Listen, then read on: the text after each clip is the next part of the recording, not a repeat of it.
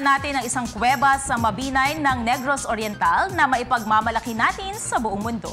Ito ang balita ni Brian Evangelista.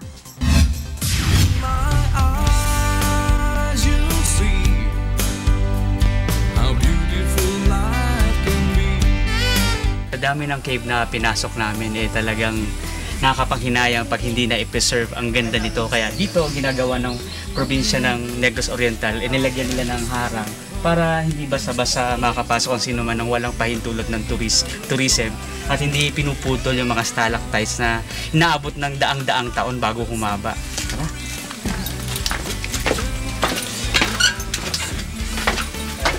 Nilagyan kasi nila ng mga artificial lights sa loob ng kuweba. Kaya naman mas mamamalas ang napakagandang gawa ng may kapal. Kuya Daniel at mga kasambahay, dito pa lang talaga sa Pilipinas sulit na ang ganda ng ating mga cave na pwede mo ipagmalaki. Kagaya lang dito, kaya ito tinawag na Crystal Cave kasi kitang-kita dito yung mga kumikinang na mga stalagmites at stalactites. Kaya kung tawagin siya ay crystal. Kaya sa mga nature lover, ito ang adventure na patok sa inyo. Dahil iwas na sa init ng araw, maaaliw pa kayo sa ganda nito. Bumibila ng daang-daang taon bago mabuo ang mga stalactites. Pag mabigat na to, babagsak ito kagaya ng mga nakikita natin dito sa baba. Yan ay mga matatagal na stalactites na bumagsak.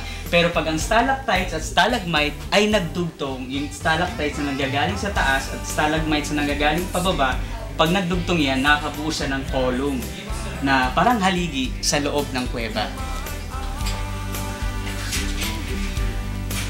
Ipinakita din nila sa amin ang iba't ibang magagandang katangian ng mga stalactites na ngayon mahigpit na ipinagbabawal ng batas ang pagkuha ayon sa Republic Act 1972.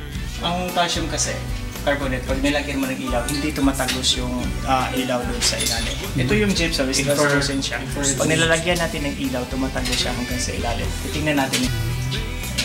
So tumatagos siya hanggang sa ilalim. Pag white naman yun, yan, nagre-reflect siya. Hindi mahirap ang pagpasok sa kuweba dahil may railings na susundan ang mga turista upang hindi matapakan o masira ang mga stalagmites sa loob nito. I invite you guys to explore, experience, have fun only here in Mabinay, the place next to paradise. Kaya huwag palagpasing makita ang nature wonders na alok ng Mabinay Caves. Dito lang yan sa Negros Oriental. Sa dami ng kuweba rito sa Mabinay, masasabi nga natin is more fun in caving in Mabinay dahil hindi ka magsasawang ito'y balik-balikan. Mula dito sa God's Wonders of Creation ang Mabinay, Brian Evangelista, UNTV News Worldwide.